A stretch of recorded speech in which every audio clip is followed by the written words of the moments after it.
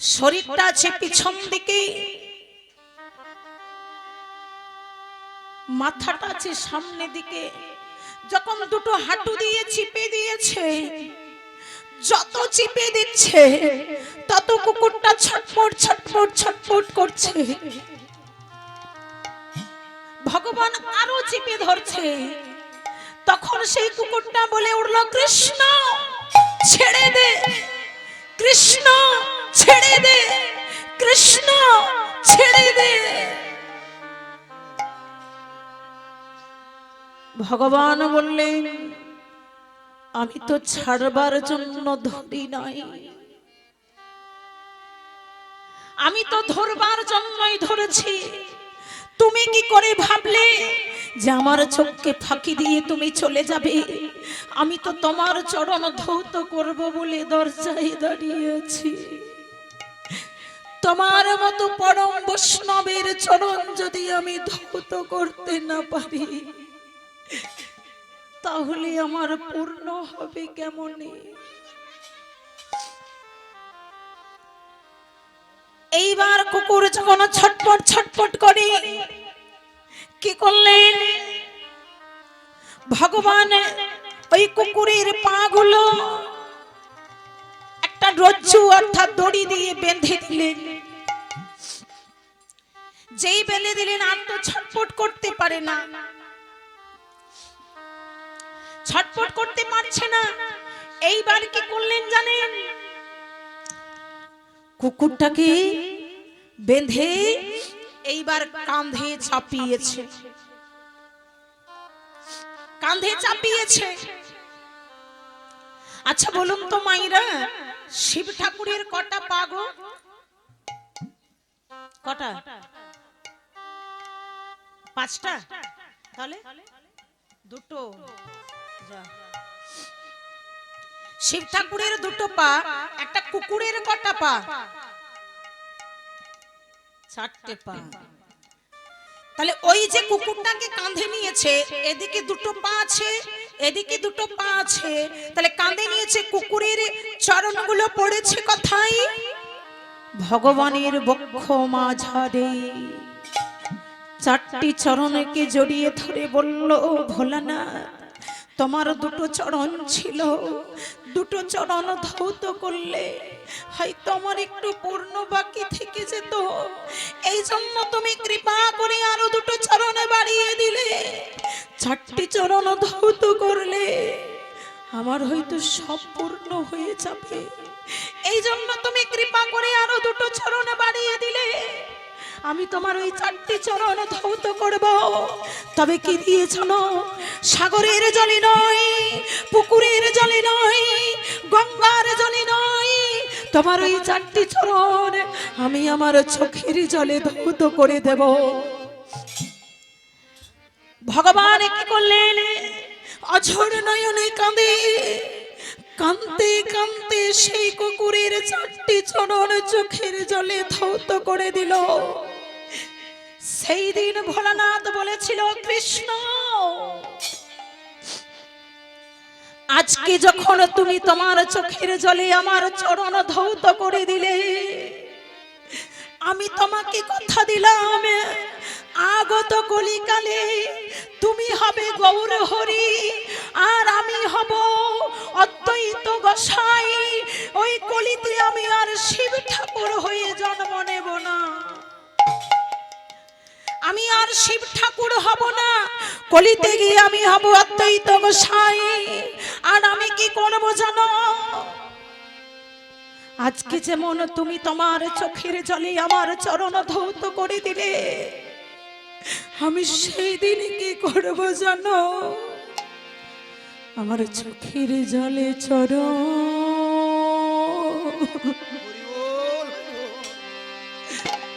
আমি ধোয়াই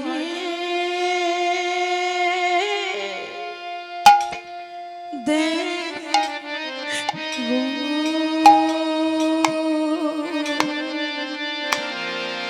চোখের জলে জলে চরণ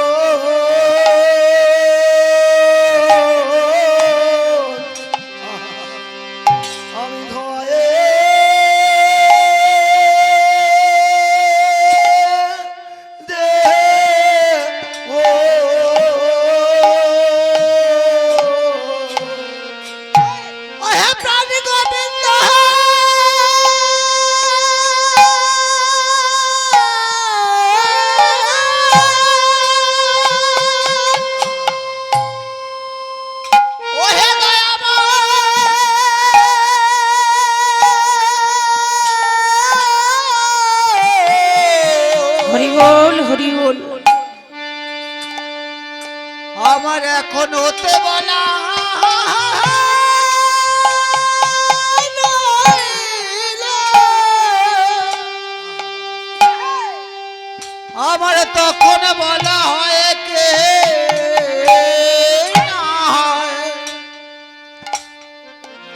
ওই প্রাণ গোবিন্দ হে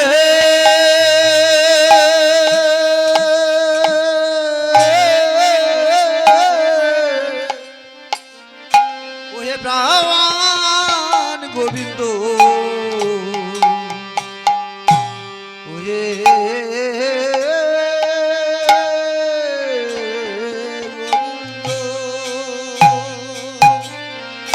চোখের জলে চর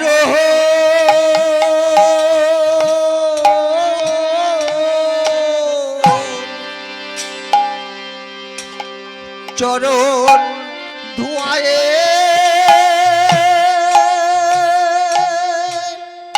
দেব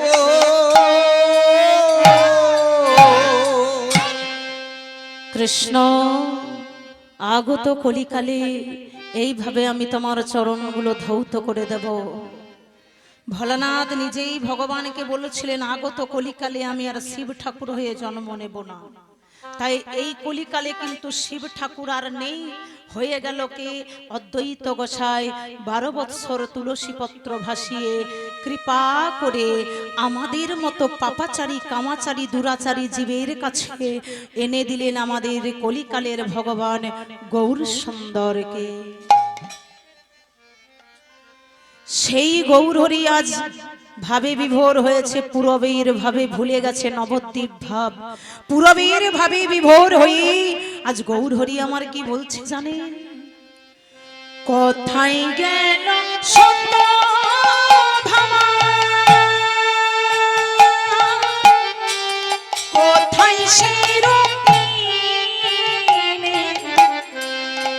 কোথায় গেল সত্য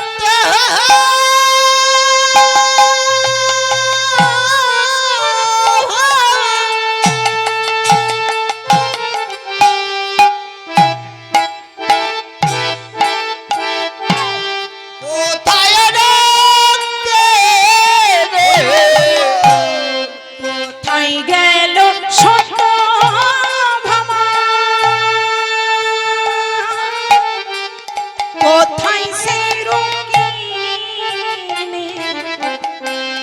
কোথায় গেল সত্য ভাব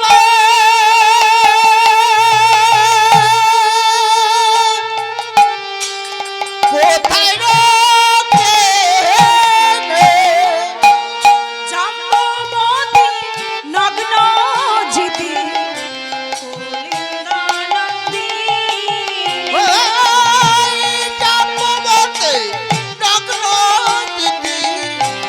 কলিন্দ নন্দে জাম্বুবতী নগ্ন জিতি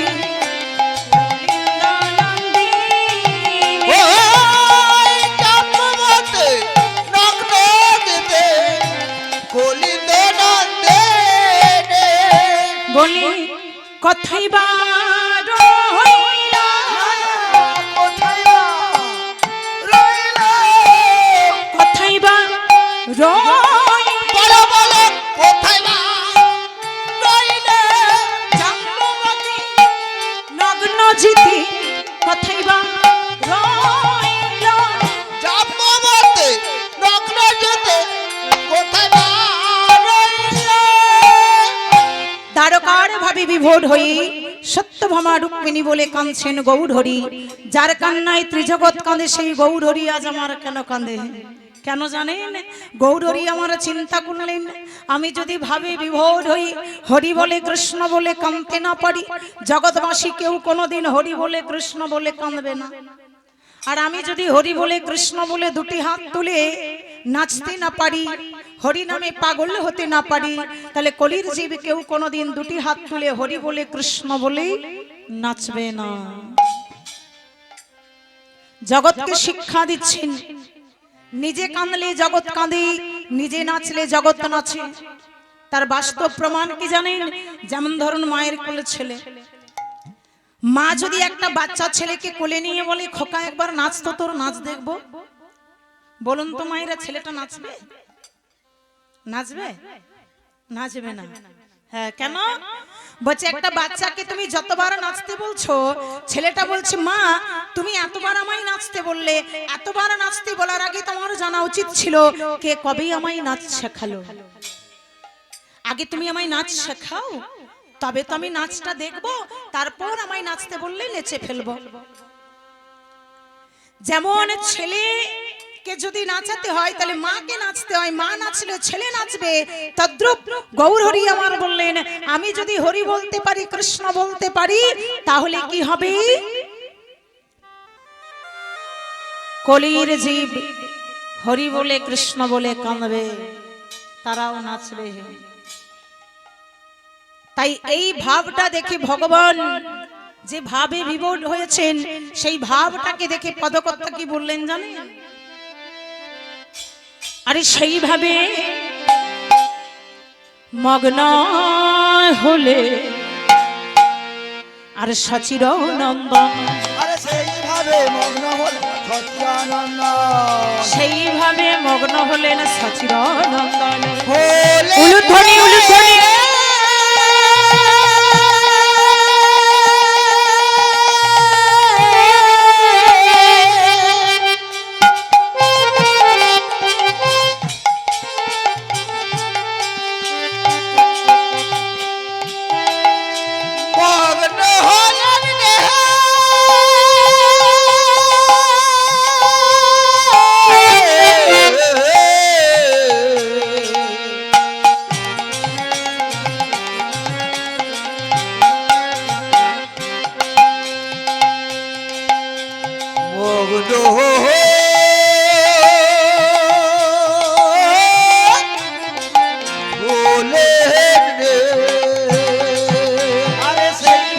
মগ্ন হলেন মগ্ন বাসু ঘোষে কহি ভাবে বোঝে কোন জানে, ওরে বাসু ঘোষে কয়ে ভাবে বোঝে কোন যে, বাসু ঘোষে কহি ভাবে বোঝে কোন জানে, ওরে বাসু ঘোষে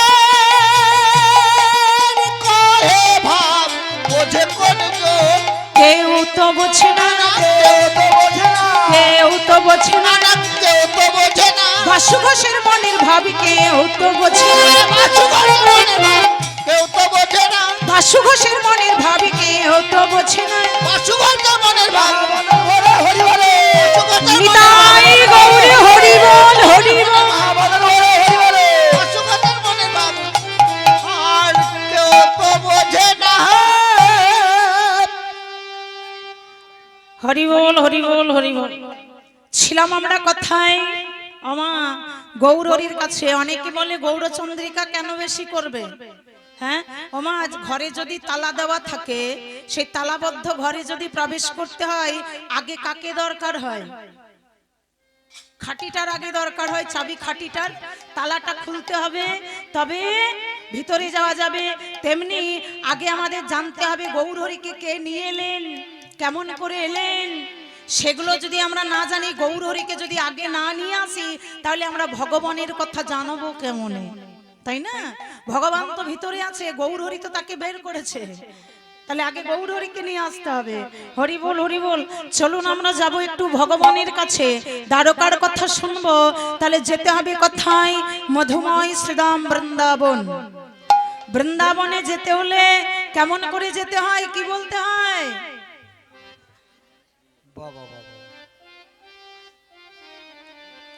কি বলতে হয়? রাধে রাধে। বাহ, তা রাধে রাধে কি ঠান্ডার জন্য হাতগুলো নিচে রেখে বলতে হয়? তাহলে কি করে বলতে হয়? দুটি হাত তুলে। হাত না তুললে তো কৃষ্ণ কৃপা করবে না, তাই না? তাহলে একবার হাত তুলে বলি।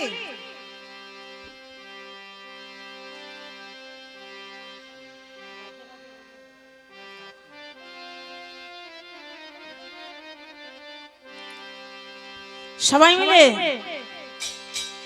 রাধে রাধে বলে দুটি বাহু তুলে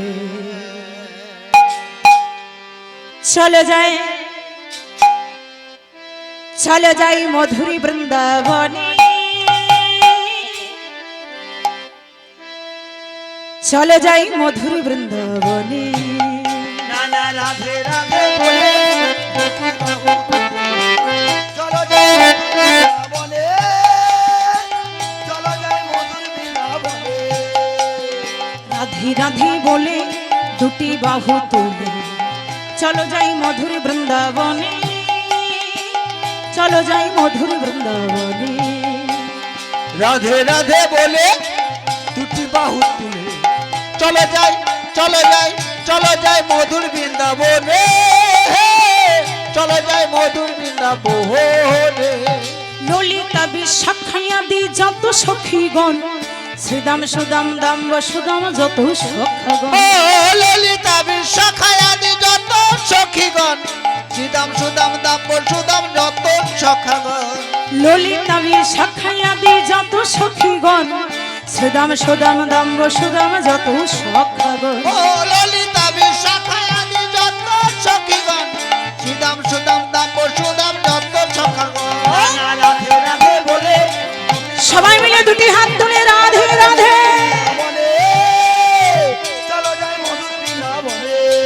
ও রাধে রাধে বলে দুটি বাহু তুলে চলো যাই মধুর বৃন্দাবনে, চলো যাই মধুর বৃন্দাবনে। আরে দাঁড়াও দাঁড়াও দাঁড়াও দাঁড়াও, কি হলো? ও মায়েরা, হাত দুটো যদি তুলতে না পারি তাহলে কিন্তু কৃষ্ণ আসবে না। ঠান্ডা লাগছে গো। কেন জানেন? কৃষ্ণ আসবে না, আমরা তো সাধারণ মানুষ। হাত তুলে যদি ডাকতে না পারি, কৃষ্ণ কোনোদিন কারো ডাকে সাড়া দেয় না। দ্রৌপদী যতক্ষণ না দুটো হাত তুলে ডেকেছিল ততক্ষণ কিন্তু কৃষ্ণ আসেনি। আর আমরা তো সাধারণ মানুষ। হ্যাঁ, দ্রৌপদী সে এত ভালোবাসে, তার ডাকে পর্যন্ত কৃষ্ণ আসেনি যতক্ষণ না দুটো হাত তুলে ডাকতে পেরেছিল। কখন? যেদিন দুঃশাসন দ্রৌপদীর বসন ধরে টেনেছিলেন, সেই দিন দ্রৌপদী কি করেছিলেন?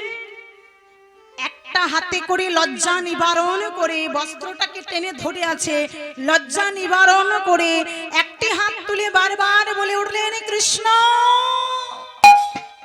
কৃষ্ণ, আমি যে নারী জাতি, আমার লজ্জা তুমি নিবারণ করো, তুমি আমায় বস্ত্র দাও, নইলে আমি এত বড় সবার মাঝে লজ্জায় পড়ে যাব। দয়াময় তুমি তো করুণাময়, তুমি তো কৃপাময়, তুমি নারী জাতির লজ্জা নিবারণ করো। এক হাতে ধরে আছে, একটা হাত তুলে ডাকছে, ভগবান বসন দিলেন না। নারদ মুনি বলছে, কৃষ্ণ এ তোমার কেমন বিচার? একটা নারী, অসহায় নারী, সে তোমার কাছে বসন চাইছে, তাকে তুমি বসন দিচ্ছ না কেন? তুমি কি তার ডাক শুনতে পাচ্ছ না? তাকে তুমি বসন দাও, সে যে অসহায় হয়ে গেছে।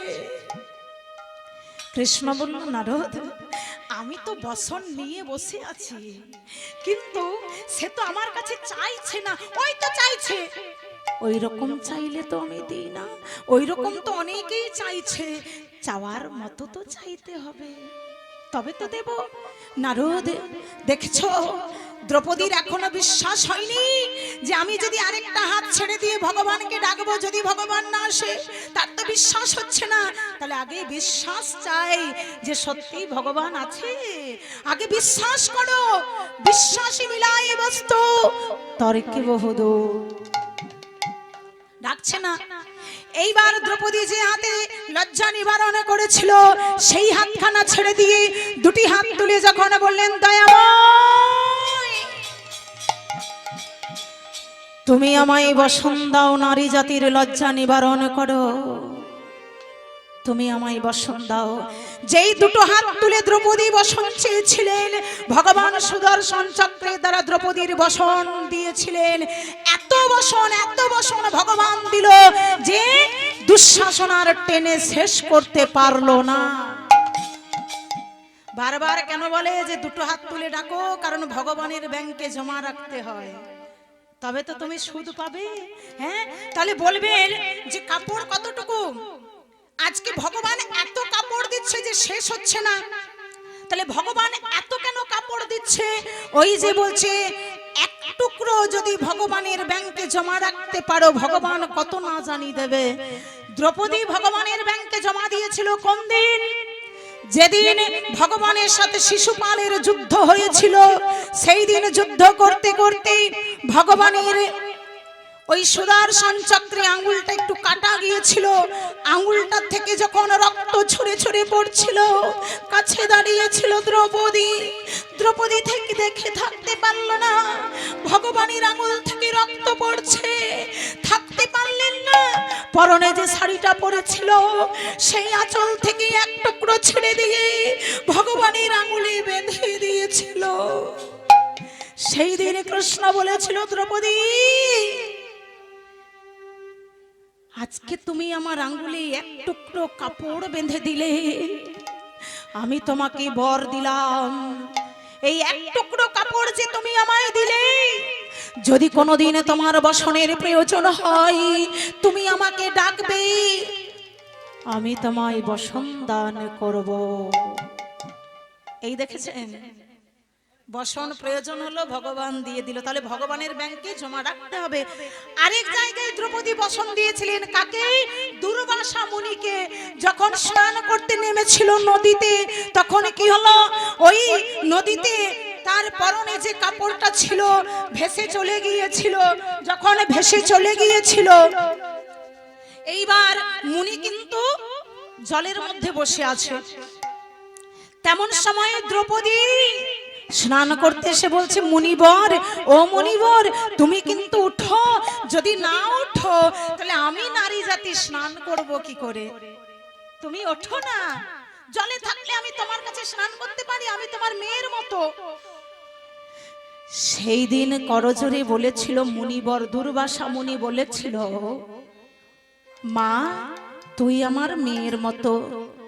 ও দ্রৌপদী, জানিস, তোকে বলতে আমার লজ্জা নেই, আমার পরনে যে কাপড়টা ছিল সেটা জলে ভাসতে ভাসতে চলে গেছে, বুঝতে পারিনি। তা আমি তো বিবস্ত্র, আমি তো উলঙ্গ, আমি তীরে যাব কেমন করে? আমি এই জন্য যেতে পারছি না। মা, তুমি আমায় একটু লজ্জা নিবারণ করবার জন্য কাপড় দেবে? সেই দিন দ্রৌপদী কি করেছিলেন জানেন?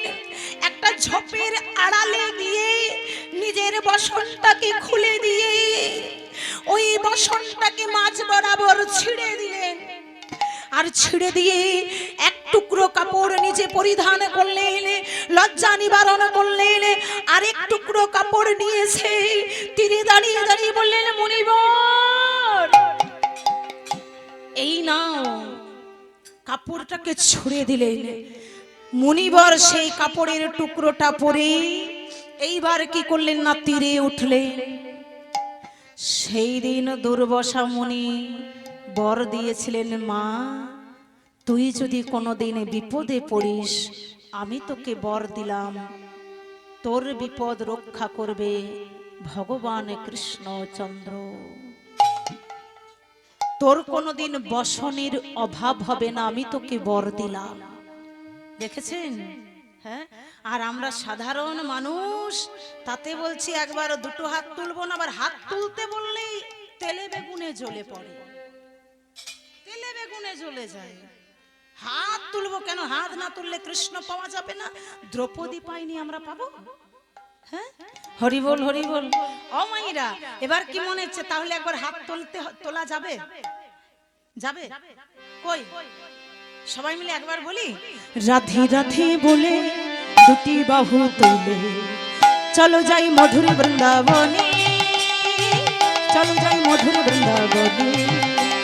রাধে রাধে বলে দুটি বাহু তুলে চলো যাই মধুর বৃন্দাবনে, চলো যাই মধুর বৃন্দাবনে।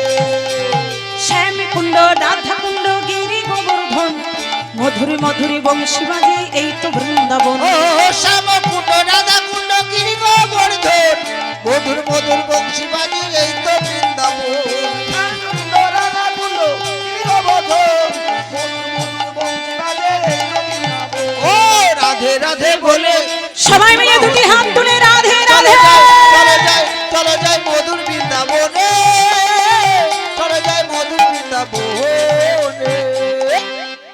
ভগবান কৃষ্ণচন্দ্র কি করলেন না, দ্বারকায় এসে রাজা হয়ে 16,108টা রমণীকে বিবাহ করলেন। এই যে দ্বারকায় এসে এতগুলো রমণীকে বিবাহ করলেন, বলুন তো ভক্তমণ্ডলী এতগুলো রমণীকে পেলেন কোথায়?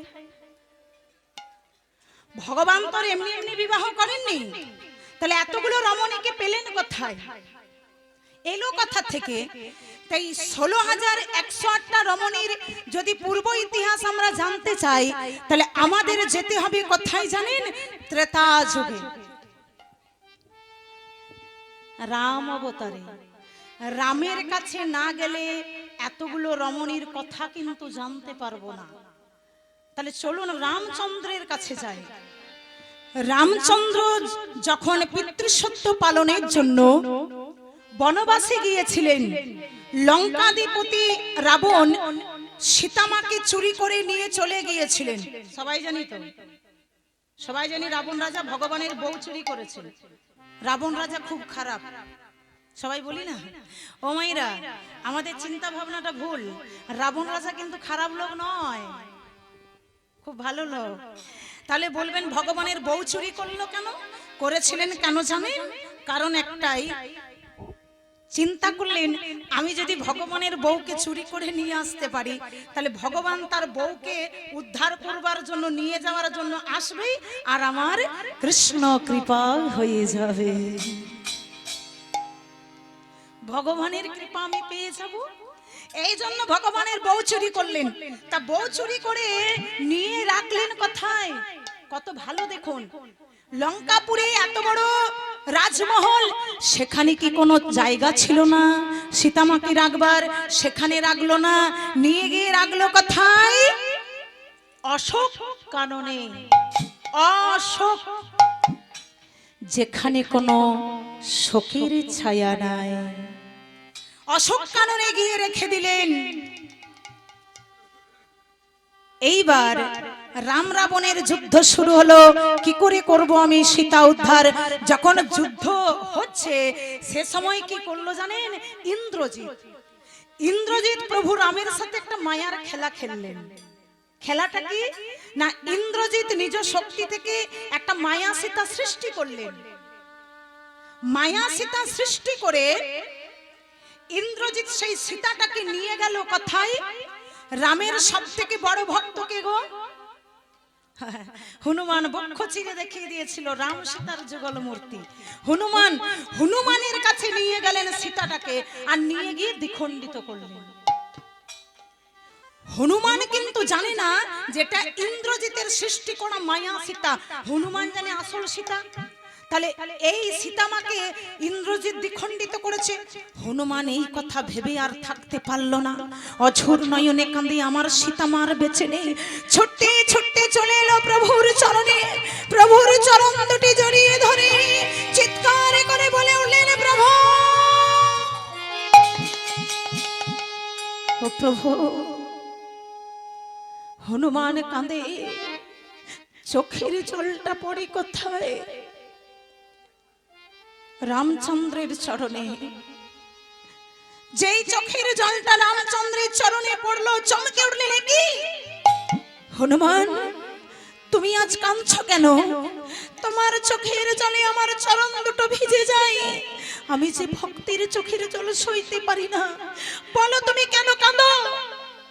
হনুমান কাঁদতে কাঁদতে বললেন, প্রভু জানো আমার সীতামার বেঁচে নেই গো, আমার সীতামা চিরদিনের মতো আমাদের ছেড়েছে। কি বললে? বেঁচে নেই, চিরদিনের মতো ছেড়ে চলে গেছে। তার মানে তুমি কি দেখে এসেছো? প্রভু আমি রণস্থলে ছিলাম, সেখানে দেখলাম কি জানো, ইন্দ্রজিৎ আমার মা সীতাকে ধরে নিয়ে এলো, তারপর আমার মা সীতাকে আমার চোখের সামনে দ্বিখণ্ডিত করে দিল। এটা দেখে আমি থাকবো কেমনই বলো? হনুমান যেই কথাটা বলেছে, কাঁদতে কাঁদতে হনুমানের কথা শুনে রামচন্দ্র থাকতে পারলেন না, ধৈর্য হারা হয়ে অঝরে কেঁদে কেঁদে বলছে, হাসিতা বলে ধরাতে পড়িয়া, হাসিতা বলিয়া ধরাতে পড়িয়া সীতা বলি ধরাতে পড়িয়া সীতা বলিয়া ধরাতে পড়িয়া কাঁদিছেন রঘুমনি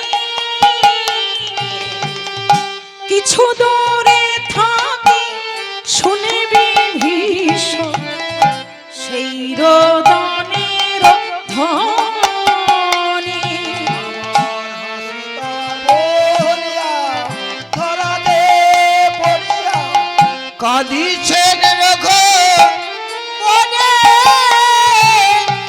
কিছু দূরে থাকে তাকে বিভীষণ শুনি রোদনের ধ্বনি।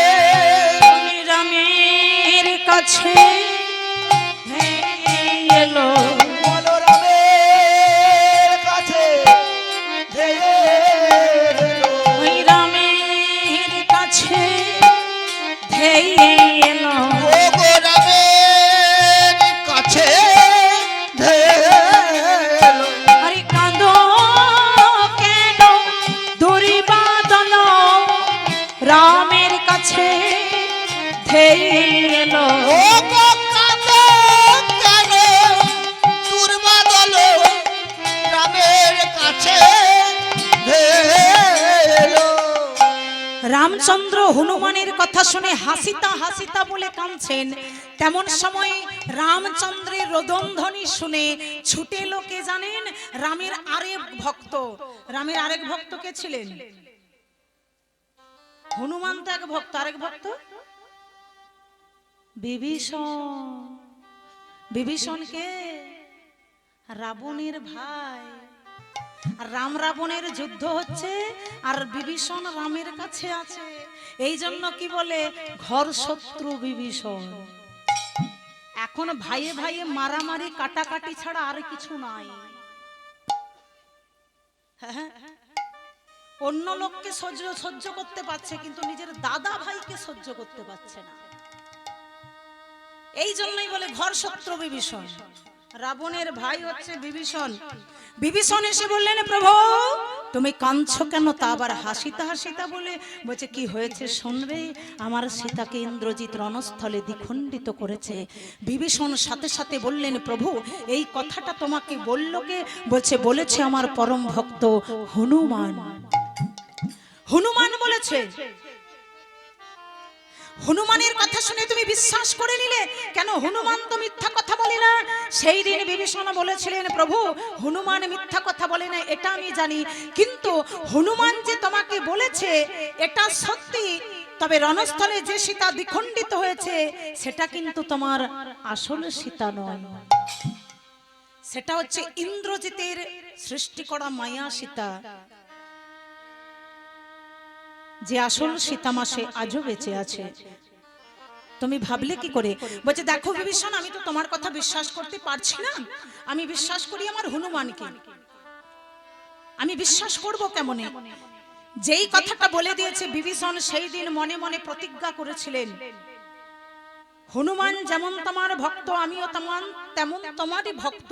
তবে আজ আমি পরীক্ষা করব, মানে আজ আমি তোমাকে জানিয়ে দেব যে রণস্থলে যে সীতাকে দ্বিখণ্ডিত করেছে ইন্দ্রজিৎ সেই সীতাটা সত্যি ছিল একটা মায়া সীতা। বিভীষণ প্রমাণ করবে। তা বিভীষণ চিন্তা করলেন আমাকে যদি প্রমাণ করতে হয় তাহলে আমার একটা কাজ করতে হবে। বিভীষণ কি করলেন? নিজ শক্তি থেকে একটা নয় দুটো নয় হাজার হাজার মায়া সীতা সৃষ্টি করলেন। আর একটার পর একটা সীতাকে পাঠিয়ে দিল রামের কাছে, বলে দিল যাও তোমরা রামচন্দ্রের চরণে প্রণাম করি একটা কথাই বলবে স্বামী গো এই বনবাস আর ভালো লাগছে না। বিভীষণের সৃষ্টি করা সীতাগুলো আছে রামচন্দ্রের চরণে প্রণাম করি আর প্রণাম করে বলে প্রভু এই বনবাস ভালো লাগছে না। ও স্বামী শোনো না, এবার অযোধ্যায় নিয়ে চলো, সেখানে গিয়ে তুমি রানী করে রাখবে। রামচন্দ্র চিন্তা করলেন একটা সীতা আমার, সেটাকে দ্বিখণ্ডিত করেছে ইন্দ্রজিৎ, তাহলে এই সীতাগুলো এলো কোথা থেকে? চিন্তায় পড়ে গেলেন। তেমন সময় বিভীষণ মৃদু মৃদু হাসছে, বলছে আসবে আর কথা থেকে, ওগুলোকে তো আমি নিয়ে এসেছি। আমাকে তো প্রমাণ করতে হবে। হ্যাঁ, ও ঠাকুর কিছু চিন্তা করছো? বলছে আমি চিন্তা করছি এতগুলো সীতা এলো কোথা থেকে। বলছে এতগুলো সীতা এসেছে সেটা তুমি অন্তর্যামী সবই জানতে পারবে। তা এক কাজ করো, রণস্থলে যে সীতাকে দ্বিখণ্ডিত করেছে ইন্দ্রজিৎ, সেই কাটা সীতাটাকে তুমি একবার নিয়ে এসো। বললো হনুমান তাহলে তুমি দেখে এসেছো, তুমি নিয়ে এসো। হনুমান মনে মনে ভাবছে যা, তাহলে কি আমার চোখের ভুল? এখানে এত এত সীতা দাঁড়িয়ে আছে, ওখানে আমি দেখে এলাম কাটা সীতা, তাহলে কি আমি ভুল দেখলাম? না না না, ভুল তো হতে পারি না, একবার যাই আমি গিয়ে দেখে আসি। হনুমান কি করেছে, বেরিয়েছে। হনুমান কার নাম করে গো? কৃষ্ণ নাম। হ্যাঁ, ঘাড় নাড়ছে, বলছে হ্যাঁ হ্যাঁ। কার নাম? রাম নাম। ও, আমি তো ভাবছিলাম কৃষ্ণ নাম। রাধে রাধে। তাহলে হনুমান রাম নাম ছাড়া আর কারো নাম করে না। হনুমান কি করেছে, রাম নাম করতে করতে চলে যাচ্ছে। কেমন করে জানে? জয়রা শিরা জয় জয়রা, জয়রা শিরা জয় জয়রা। উলুধ্বনি উলুধ্বনি। জয় জয় রাম, জয় রাম শ্রীরাম, জয় জয় রাম। জয় রাম শ্রীরাম জয় জয় রাম, জয় রাম শ্রীরাম জয় জয় রাম। জয় রাম শ্রীরাম, জয় জয় রাম, জয় রাম শ্রীরাম, জয় জয় রাম। ঈশ্বরী আল্লাহ তেরে নাম, সবকে সমতি দে ভগবান। ও ঈশ্বর আল্লাহ তেরা নাম, সবকো সুমতি দে ভগবান।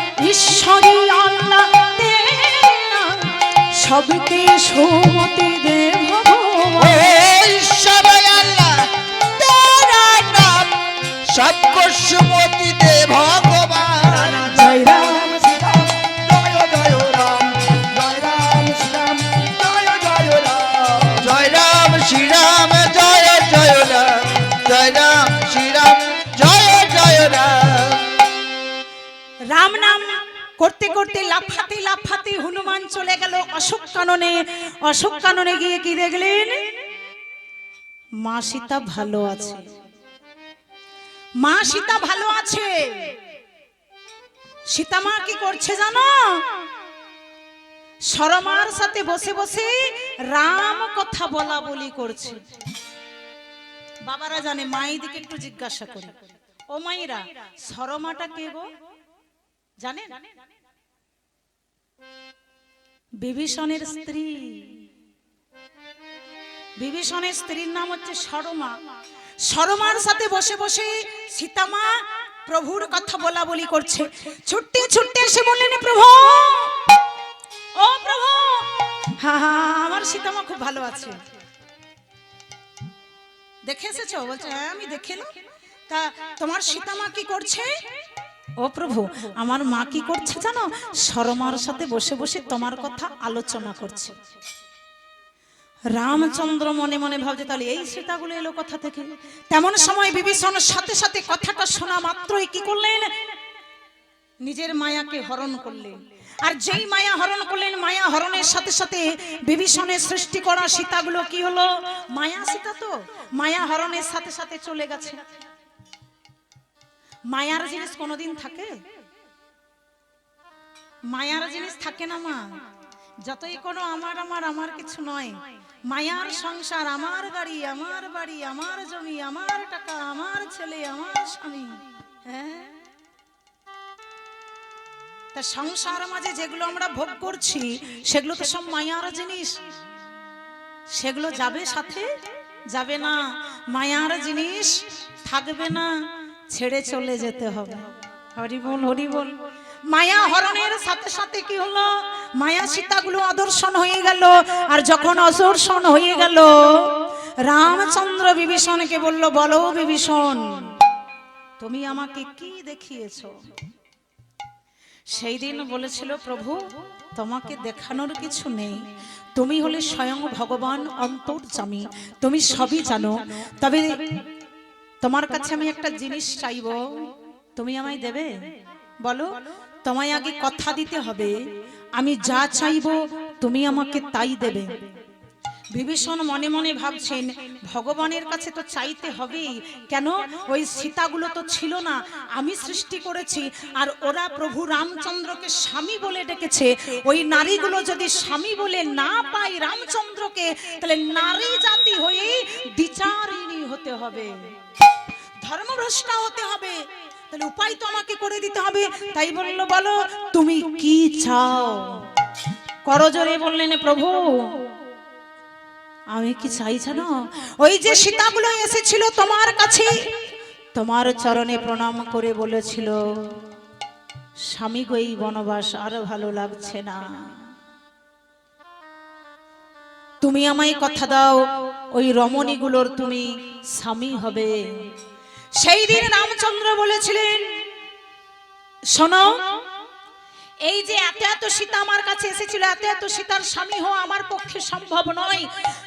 কোন নারীর যদি স্বামী হতে হয় তাহলে তাকে বিবাহ করতে হবে, কিন্তু বিবাহ করব কখন, আর তোমার এই যুগে জন্মে সময় নেই। তুমি আমায় কথা দিয়েছো যা চাইবো তাই দেবে, তাহলে তুমি কথা দিয়ে কথা রাখবে না, ওদের স্বামী হবে না।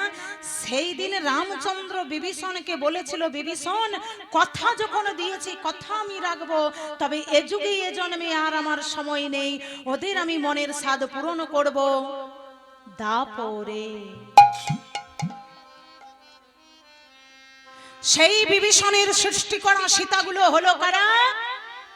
16,108টা রমণী।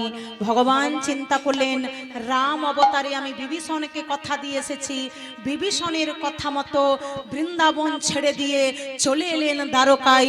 দ্বারকায় এসে 16,108টা রমণীকে বিবাহ করলেন। বোঝা গেল 16,108টা রমণীর পূর্ব ইতিহাস। হরিবল হরিবল। ভগবান কৃষ্ণচন্দ্র চলে গেলেন দ্বারকায়, আর এতগুলো রমণী তার সেবা করছে, সে আনন্দে আছে, আর রাধারানী ব্রজধাম বৃন্দাবনে বসে বসে কাঁদছে। বলছে, সখীরে কৃষ্ণময় বলে গেল, রাধে তুমি কেঁদো না, আমি আজ যাই কালে ফিরে আসি। কাল কাল বলে কত কাল পেরিয়ে গেল, কৃষ্ণ আমার এলো না ফিরে, কেমনই আমি থাকবো।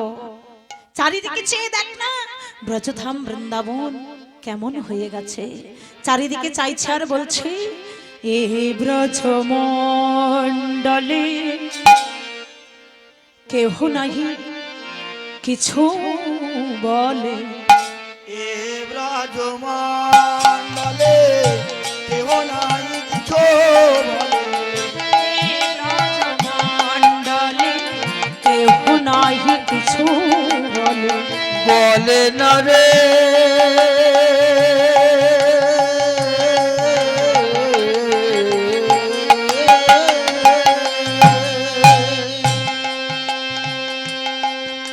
এ ব্রজ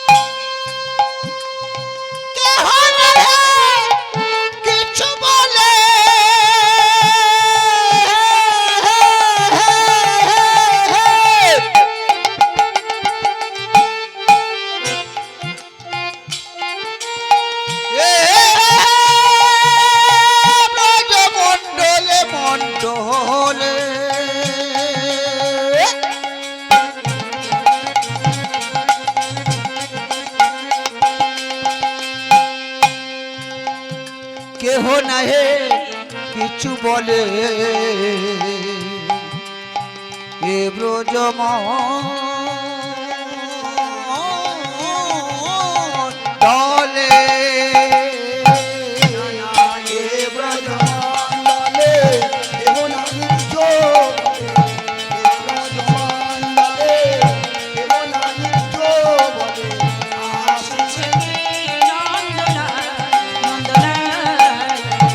আসছে কি নন্দলাল নন্দলাল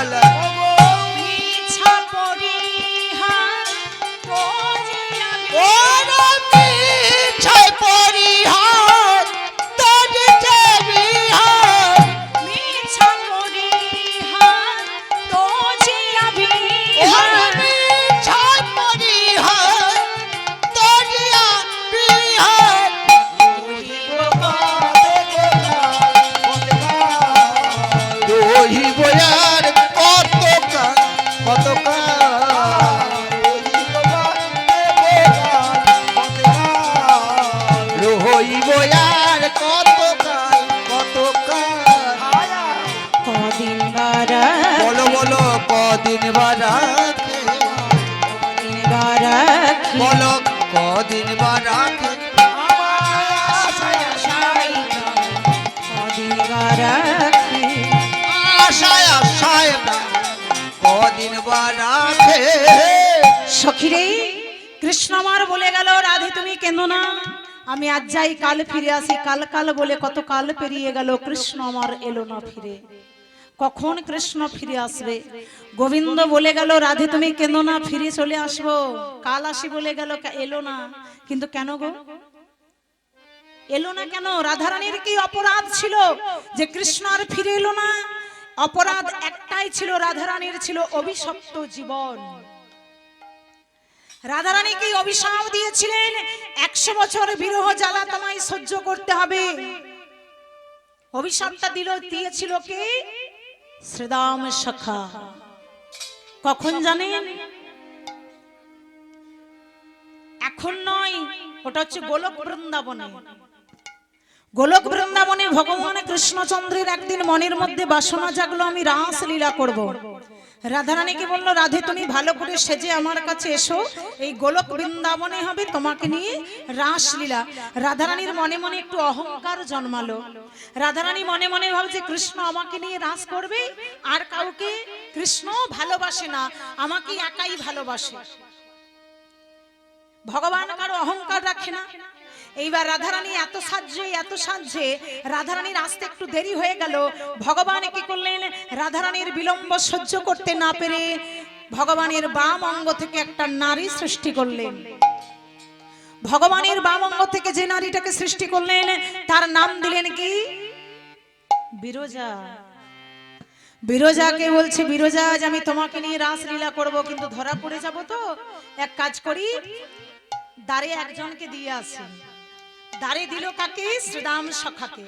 শ্রীদাম সখাকে বলছে ওই শ্রীদাম, এই ভাই এই দরজায় তুই থাকবি, কাউকে ভিতরে যেতে দিবি না, আর রাধারানীকে তাকেও যেতে দিবি না। বেশ, শ্রীদাম দরজায় দাঁড়িয়ে আছে, দাঁড়িয়ে হই। আর বিরজাকে বলছে বিরজা এসো আজ আমি তোমাকে নিয়ে একটু রাসলীলা করব। বিরজাকে নিয়ে নাচতে শুরু করলেন। আরে বিরজা হিতে কিরা আর করে নও তখন, ও গো বিরজা সহিতে ক্রিয়া করে না তখন, বিরজা সহিতে ক্রিয়া করে না তখন, করে রে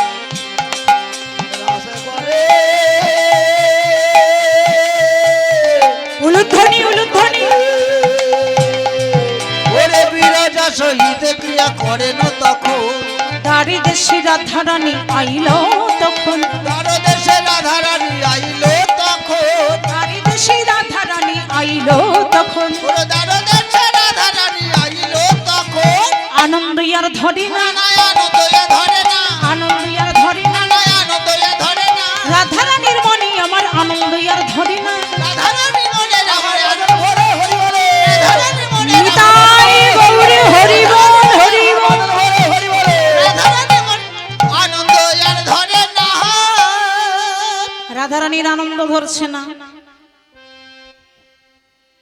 তাড়াতাড়ি করে শ্রীদামকে বলছে শ্রীদাম আমি এত সেজে এসেছি, তুই এমন ভাবে দরজায় দাঁড়িয়ে আছিস কেন? পথটা ছেড়ে দে, আমি ভিতরে যাব। বেশ, ভিতরে যাবি? আমি তো পথ ছাড়বো না। রাধারানী বলছে আয় শ্রীদাম পথ ছেড়ে দে। শ্রীদাম বলল কানাই আদেশ, আমি দ্বার ছাড়বো না। যেই বলেছে ছাড়বো না, রাধারানী জোর করে ভিতরে প্রবেশ করতে যায়। আর শ্রীদাম দিয়েছে বাধা। যেই বাধা দিল রাধার অঙ্গ শ্রীদামের অঙ্গে লেগে গেল। যখন রাধা রঙ্গ শ্রীদা আমি রঙ্গে লেগে গেল, রাধারানী আমার বলে উঠল, শ্রীদা আমার অঙ্গ গোবিন্দ অঙ্গ ছাড়া কোনোদিন কারো অঙ্গে লাগে না, আর আজ তুই আমাকে বাধা দিয়ে তুই আমার সাথে অসুরের আচরণ করেছিস। তবে শোন, তুই যখন আজকে আমার সাথে অসুরের আচরণ করলি, আজ থেকে আমি তোকে অভিশাপ দিলাম, ওই অসুর কুলে গিয়ে তোর জন্ম হবে। যেই অভিশাপটা দিয়ে দিল রাধারানী, অমনি শ্রীদামের সখা বলে উঠল, রাধে তুমি যখন এত বড় আমায় অভিশাপ দিলে, আমিও তোমায় অভিশাপ দেব। 100 বছর তোমাকে গোবিন্দের বিরহ জ্বালা সইতে হবে। 100 বছর তোমার সাথে তোমার গোবিন্দের দেখা হবে না। অভিশাপটা যখন দিয়ে দিল, এবার রাধারানী ভিতরে প্রবেশ করলেন। ভিতরে যখন প্রবেশ করেছে, তেমন সময় বিরজা কৃষ্ণ নিত্যে মাতোয়ারা। বিরজা বলল, বধূ তাড়াতাড়ি নৃত্যটা বন্ধ করো, ওই দেখো তোমার রাধারানী চলে এসেছে, ধরা পড়ে যাবে। বলল বিরজা, উপায় তো নেই, ধরা তো দিতে হবে। বিরজা বলল, উপায় আমি একটা নিজেরটা আমি নিজে করে নেব, তোমারটা আমি করে দিতে পারবো না। বিরজার সাথে সাথে কি হলো না, জল হয়ে গেল। বিরজা যখন জল হয়ে গেল, কৃষ্ণ আমার মনে মনে ভাবছে, তাহলে বিরজা জল হয়ে গেছে, রাধারানী ধরতে পারবে না, আমি তো ধরা পড়ে যাব, তাহলে আমি কি করব? সাথে সাথে কি করলেন, ভগবান সাথে সাথে একটা সর্প রূপ ধারণ করলেন, আর সর্প হয়ে জলের বক্ষে ভাসতে ভাসতে চলে যাচ্ছে। যখন ভাসতে ভাসতে চলে যাচ্ছে, রাধারানী প্রবেশ করেই দেখলেন কেউ কথাই নেই। সাথে সাথে ধ্যানে বসলেন। ধ্যান যোগে জানতে পারলেন যে রমণীটা আমার বধূর সাথে রাসলীলা করছিল, সে জল হয়ে গেছে, আর কৃষ্ণ সর্প হয়ে গেছে। আমি তো ছাড়বো না, আমি তো তোমাকে ধরবো, তুমি হয়েছে সর্প, তোমাকে আমি ধরবো কি করে জানো? রাধা রূপে নয়, যে রূপ ধারণ করলে সর্প ধরা যায়, আজ আমি সেই রূপ ধারণ করবো। ও মাইরা, সর্প ধরে কিসে গো? সাপুরে, সাপুরে। কালকে যেখানে গান করলাম, বরজড়ার কাছে একটা গ্রাম, ওখানে জিজ্ঞাসা করছি, তোমায় 100 জনের মধ্যে 90 জনা বলছে, কেন তুমি জানো না কীর্তন করছো, সাপ কিসে ধরে জানো না? সাপুরে, বেদেরা। বললাম জানা ছিল না, আপনাদের কাছ থেকে জেনে নিলাম। রাধে রাধে। সাপ কিসে ধরে? ময়ূর, ময়ূরে সর্প ধরে। রাধারানীর সাথে সাথে ময়ূর রূপ ধারণ করলেন, আর ময়ূর হয়ে কি করলেন, জলের উপর যে ভেসে যাচ্ছিল সর্পটা, ওই ময়ূরটা কি করেছে, একবার ছবল মেরেছে, তুলতে পারেনি, আরেকবার কামড়ে ধরেছে, তুলতে পারেনি, এইবার শেষবার কামড়ে ধরেছে, সাপটাকে তুলে নিয়েছে। আচ্ছা বলুন তো, সাপটাকে ময়ূরটা কবার ছবল মারলো, মানে কবার কামড়ালো? 3 বার। এইবার বলুন তো, কৃষ্ণ কি আগে বাঁকা ছিল? বলছে আমরা কি আর দেখেছি, বাঁকা ছিল না সোজা ছিল? হরি বল হরি বল, ছবিতে দেখেছি বাঁকাই আছে। না না না, কৃষ্ণ কি বাঁকা ছিল না, সোজাই ছিল। এই রাধারানী কৃষ্ণকে বাঁকা করে দিয়েছে এই জায়গাটাতে। ওই যে 3 বার কামড় দিয়েছিল, কামড়ে ধরেছিল, ভগবানের 3 জায়গাটা ভেঙে গিয়েছিল।